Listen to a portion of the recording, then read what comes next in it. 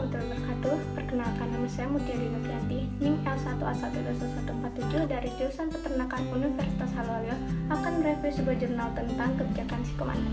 Baik teman-teman, silakan simak videonya dengan baik.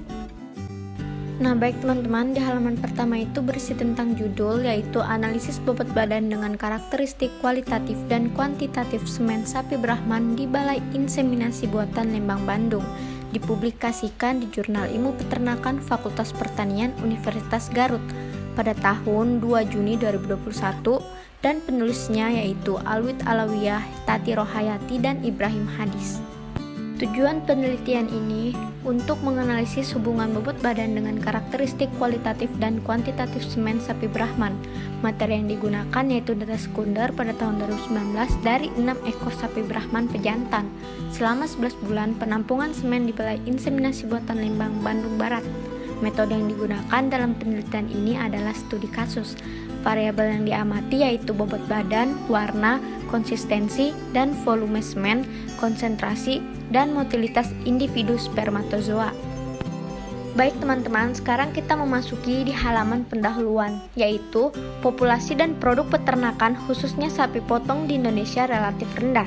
Sektor peternakan memiliki peranan penting dalam kehidupan dan pembangunan sumber daya manusia Indonesia tahun 2020. Direktorat Jenderal Peternakan dan Kesehatan Hewan atau yang biasa disebut dengan PKH mencanangkan suatu kegiatan yang disebut dengan si komandan atau sapi kerbau komoditas andalan negeri. Eksistensi dan populasi sapi Brahman saat ini semakin tinggi karena mempunyai produksi dan nilai jual yang lebih tinggi dibanding dengan sapi-sapi lokal Indonesia lainnya. Metode penelitian yang digunakan adalah studi kasus dengan mengumpulkan data recording semen sapi Brahman yang telah diamati oleh BIP Lembang. Data berat badan diamati dari data penimbangan pejantan selama 11 bulan dengan 6 ekor sapi Brahman. Data yang digunakan di dalam penelitian ini yaitu data sekunder pada tahun 2019 dari pejantan sapi Brahman. Hasil penelitian yang dihasilkan yaitu 1. Warna semen segar menunjukkan bahwa presentasi warna semen yang tertinggi dari masing-masing kelompok bobot badan sapi Brahman terdapat pada warna putih susu. Hal ini dipengaruhi oleh kerapatan sel sperma yang kurang tinggi sehingga menghasilkan warna putih susu. Yang kedua, konsistensi semen segar. Pemeriksaan konsistensi semen di tempat penampungan dilakukan dengan menggoyangkan tabung yang berisi semen segar secara perlahan. Jika pergerakan kembalinya cepat, maka konsistensi semen encer, sedangkan jika kembalinya lambat, maka konsistensi semen kental. Yang ketiga yaitu volume semen. Hasil penelitian Mampanganro menunjukkan bahwa volume semen segar dapat juga dipengaruhi oleh SKT atau skor kondisi tubuh. Penelitian yang dilakukan pada 3 kelompok SKT berbeda yaitu SKT sedang 4-5, SKT optimum 6-7, dan SKT gemuk 8-9. Volume semen sapi terbanyak dihasilkan pada SKT optimum 6-7 sebanyak 6,36 ml dan yang paling sedikit yaitu SKT sedang 4-5 sebanyak 5,19 ml dan pejantan SKT gemuk 8-9 sebanyak 6,12 ml. Yang keempat yaitu konsentrasi sperma. Berdasarkan hasil rataan dari ketiga kelompok bobot badan tersebut, konsentrasi terendah ditemukan pada bobot badan 700 kg dengan jumlah sperma 1000,4 kali 106 per mililiter. Disusul dengan bobot badan 800 kg dengan jumlah sperma 1000,71,3 kali 106 per mililiter dan konsentrasi tertinggi ditemukan pada bobot badan 900 kg dengan jumlah sperma 1000,277,34 kali 106 per mililiter. Artinya bobot badan tidak berpengaruh terhadap konsentrasi sperma sapi Brahman. Nah teman-teman, di bagian kesimpulannya yaitu berdasarkan analisis data dan pembahasan dapat disimpulkan bahwa 1. Bobot badan berpengaruh terhadap volume semen, tetapi tidak berpengaruh terhadap warna dan konsistensi semen, konsentrasi dan motilitas spermatozoa sapi Brahman. Yang kedua yaitu sapi Brahman dengan bobot badan sedang kurang lebih 800 kg memiliki nilai karakteristik kualitatif dan kuantitatif semen yang terbaik. Nah, oke baik teman-teman, sekarang kita beralih ke review jurnal yang kedua yang berjudul Analisis Keberhasilan Inseminasi Buatan IB Ternak Sapi Berdasarkan Karakteristik Inseminator di Kabupaten Kerinci. Dipublikasikan di Jurnal Ilmiah Universitas Batanghari Jambi pada tahun 21 Juli 2021. Penulisnya yaitu Lucy Amida, Fahru Rozi Husni, dan Bayu Rosadi.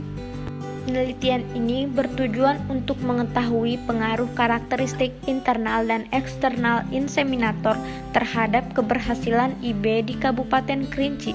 Penelitian ini dilaksanakan pada tanggal 12 Desember 2020 sampai dengan tanggal 6 Januari 2021. Nggak kerasa ya teman-teman, sekarang kita beralih di halaman pendahuluan lagi.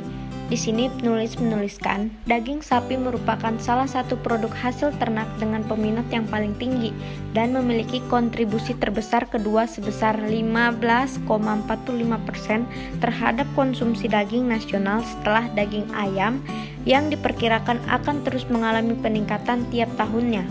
Keadaan ini berbanding terbalik dengan produksi daging dalam negeri yang belum optimal. Berbagai upaya yang dilakukan pemerintah untuk peningkatan produktivitas dan populasi ternak pada tahun 2020, Direktorat Jenderal Peternakan dan Kesehatan Hewan mencanangkan program baru yakni Sikomandan. Program ini bertujuan untuk meningkatkan populasi dan produksi ternak sapi dan kerbau, serta menekankan angka dominasi impor sapi di Indonesia melalui optimalisasi reproduksi ternak yang dalam pelaksanaannya salah satunya dilakukan melalui perkawinan buatan IB. Metode penelitian yang dilakukan pada penelitian ini adalah metode sensus, di mana respondennya adalah seluruh inseminator yang ada pada setiap pos IB di Kabupaten Kerinci. Ternak yang dijadikan sampel adalah 93 ekor akseptor IB dari 59 peternak. Adapun teknik pengambilan sampel dilakukan secara acak atau simple random sampling. Baik, di hasil penelitian 1 menunjukkan bahwa rata-rata angka S per C setiap petugas inseminator memiliki hasil capaian angka S per C terendah atau dengan kisaran angka S per C sebesar 1,27 kurang lebih 0,47, sedangkan angka S per C tertinggi sebesar 2,50 kurang lebih 0,71. Secara keseluruhan, hasil capaian angka S per C rata-rata sebesar 1,69 kurang lebih 0,32 yang menandakan kesuburan yang cukup tinggi. Dan di hasil penelitian 2 menunjukkan bahwa rata-rata inseminator di Kabupaten Kerinci telah mengikuti frekuensi pelatihan sebanyak 1 kali dengan presentase 5 orang atau 35,71%, sedangkan frekuensi pelatihan 4 kali masih sedikit diikuti inseminator dengan presentase 3 orang atau 21,43%. Sekarang kita beralih di halaman terakhir atau kesimpulan. Di sini penelitian tentang analisis keberhasilan inseminasi buatan IB ternak sapi berdasarkan 1. Karakteristik inseminator di Kabupaten Kerinci memiliki kesimpulan sebagai berikut, yaitu karakteristik internal inseminator yang berpengaruh terhadap keberhasilan IB di Kabupaten Kerinci adalah masa kerja, intensitas pelatihan, ketelitian, serta kemampuan teknis manajemen straw dan detik birahi. Sedangkan tanggung jawab inseminator tidak berpengaruh nyata terhadap keberhasilan IB di Kabupaten Kerinci. 2. Karakteristik eksternal inseminator yang berpengaruh terhadap keberhasilan IB di Kabupaten Kerinci adalah jarak rumah dengan wilayah kerja, fasilitas pendukung, atau kondisi pos IB, serta sanitasi alat dan kelengkapan, sedangkan imbalan sukarela tidak berpengaruh nyata terhadap keberhasilan IB di Kabupaten Kerinci. Nah, demikian hasil presentasi dari saya. Kemungkinan bersirinya saya di sini yaitu untuk memenuhi tugas mata kuliah perundang-undangan dan politik pembangunan peternakan. Semoga teman-teman bisa nelaah dengan baik dari video tersebut. That is all for me. I would like to apologize if there is a mistake. Bila ada salah kata mohon dimaafkan. I will say thank you so much for watching this video and enjoy your life. Thank you.